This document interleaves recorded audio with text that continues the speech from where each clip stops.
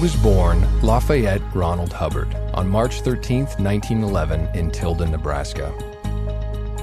He spent his formative years in a rough-and-tumble Helena, Montana, where he rode barely broken range broncs at the age of 3.5. As his mother was that rarity of her time, a thoroughly educated woman, he was also reading well beyond his years, philosophy, science, and the pillars of Western literature, all in an effort to satisfy a rare and abiding curiosity. As his father was a United States naval officer, he was further afforded a then rare opportunity to travel, crisscrossing America's diverse communities in the teens of the 20th century. At the age of 12, he entered the Boy Scouts, first leading his troop to victory in a regional scout advancement competition, then representing scouting to United States President Calvin Coolidge. But it was his 21 merit badges that most distinguished L. Ron Hubbard at this juncture of his life. For just days beyond his 13th birthday, he became the youngest Eagle Scout in American history. It was another distinction entirely, however, that set him on the first leg of his life's course.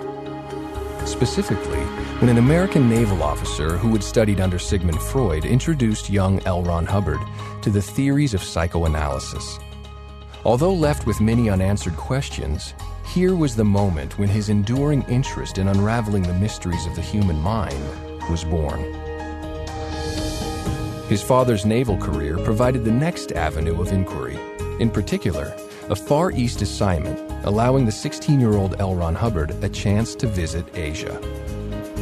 It was land still steeped in mystery and rarely seen by Westerners, yet pursuing very fundamental questions on the origins of man and the ultimate source of life. He trekked more than 250,000 miles through India, China, Japan, and the Philippines, into many remote cultures and much arcane wisdom, including Vedic hymns at the root of mankind's oldest beliefs. It was also through these travels he gained entrance to forbidden Buddhist lamaseries in China's western hills, and there witnessed wonders beyond any known scientific explanation. Shortly after his return to the United States in 1929, he entered George Washington University as an engineering student. It was a rigorous curriculum of scientific methodology, the very tools he needed to examine human thinking with unerring accuracy. Here, too, was one of America's earliest classes on nuclear physics, through which he embarked on yet another investigatory trail, this one to isolate a postulated life source, theoretically detectable in small energy particles. Yet laboratory experimentation was by no means all that occupied his university days. Beginning in June of 1932, he organized the first of several expeditions to remote and primitive lands. Initially, a 5,000-mile voyage into the Caribbean, where he mingled with a people predating Columbus by at least 10 centuries.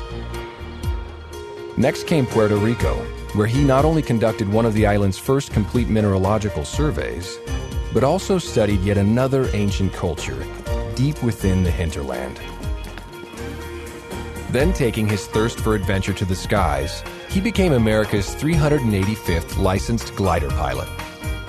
Heralded by newspapers of the day as Flash Hubbard for his aerial antics, while as a barnstorming sensation of powered flight across rural America, he mixed with still another slice of society. Then, leaving university in the depths of the Great Depression, he began his career as a professional author, turning his true-to-life exploits into high-action tales for magazines of the day. Tales of adventure, tales of intrigue, science fiction, fantasies, westerns, and even the occasional romance. As an undisputed legend of American pulp fiction, L. Ron Hubbard wrote it all. Indeed, with more than 300 novels and novelettes to his credit, so prodigious was his output, he was eventually authoring stories under 15 pen names, and so filling whole magazines with his work. He was also scripting matinee blockbusters for Hollywood, and otherwise leaving an indelible stamp as an author whose career would span 50 years. Then, just as exploits fueled story ideas, so his stories funded still more exploration, until he was regularly crisscrossing the country to live extreme adventures and mix with people as far afield as Native American tribes along the Alaskan Panhandle. In recognition of discoveries in the field, he was further honored with a place in the prestigious and invitation-only Explorers Club, and so went on to captain expeditions beneath 3 club flags. But the real point of such adventures was the fact he was mixing with life to fathom life. The first decisive breakthrough came in 1937, when he isolated the single common denominator between all living things, a dynamic principle of existence. It was recorded in a manuscript entitled Excalibur, and presented the basis for all future research into the mind and source of life. But then came an interruption to that research, the Second World War. As he had since earned a rare Master Mariner's license to captain any vessel in any ocean, he received numerous recommendations for commission as a naval officer. In particular, he was described discreet, loyal, honest, and without peer in the art of getting things done. So it was, Lieutenant L. Ron Hubbard commanded warships in both the Atlantic and Pacific. He was highly decorated for duties under fire, and ended his service in a military hospital where he was treated for wounds suffered in combat. But that's also where he embarked on his final road of discovery. Working with injured servicemen who had failed to recover despite intensive medical care, he began employing all he had learned through the previous decades, spiritual principles from the East, as well as scientific methodologies from the West. What he then discovered were mental factors inhibiting recovery and preventing medicines from taking effect. And when in fact those mental blocks were addressed, the medicine began to work, and patients swiftly returned to health. He then continued refining procedures on people from all walks of life, actors and writers in Hollywood's film community, street gang members whom he treated as a special officer with the LAPD, even deeply troubled patients at a Georgia institution. And so it was, having developed a workable technology of the mind, he authored a definitive text on the subject, a work detailing all underlying theory, discoveries, and techniques. That book was Dianetics, The Modern Science of Mental Health, published on May 9, 1950. It sparked a storm of popular enthusiasm and immediately hit the New York Times bestseller list for 26 consecutive weeks. As such, it was the biggest-selling book on the mind ever written, and remains so today. Contained within was the discovery of the reactive mind, the hidden source of nightmares, unreasonable fears, upsets, and insecurity. Yet L. Ron Hubbard never considered Dianetics an end to his research, but rather a stepping stone to the discovery and isolation of that long elusive life source. And indeed, the techniques of Dianetics provided the means by which practitioners soon began discovering past lives. Pressing application and research even further came the accomplishment of what is known as exteriorization, demonstrating the spirit was indeed separable from the body and mind.